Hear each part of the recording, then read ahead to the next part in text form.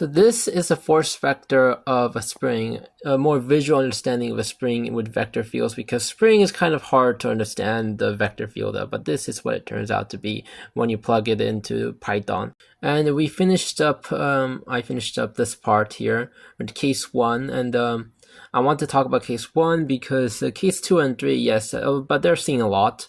And we know the properties of it, but I don't think I've seen the proof of this often. So you know why that t appears? Well, try that t in here, and you'll see because this gets you to this format here, square.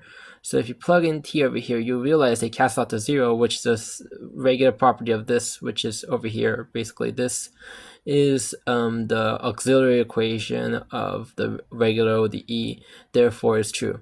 Yeah, I mean, I think that should be known more often, but I think even when I was learning differential equation, they skipped this thing. They didn't show it to me, so there you go.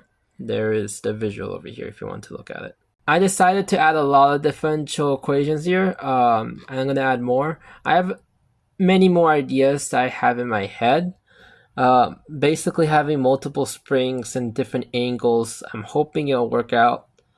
I might need to do coordinate transfer, basically saying that we might need to, because the coordinate frame might actually change, and then it gets actually pretty scary. So I need to make sure it doesn't do that.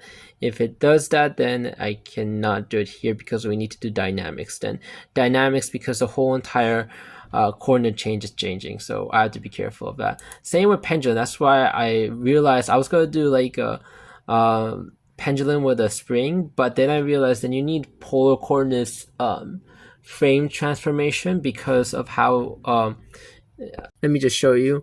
If this is true over here, then you need to realize if this might happen, this over here, like this might occur, and it's not focusing, which is why we need to do our this is the original of r vector. You're going to have to actually say derivative of this thing, which is going to be r. I forgot how to do it, but it's like theta double dot.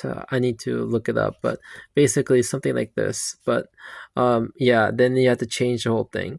I might do that just because, you know, it's a fun question, but you know, I might not. It's my choice, but I think I should. It really brings a question: what is differential calculus? And I think this is going to have no physics, going to be stripped out equations. It's going to be more like proof-based, where Wolskian is like shown why, another reason why the t is involved in here. The Wolskian actually also is another way to show this, and it's actually a better way. And yeah, and then there's also the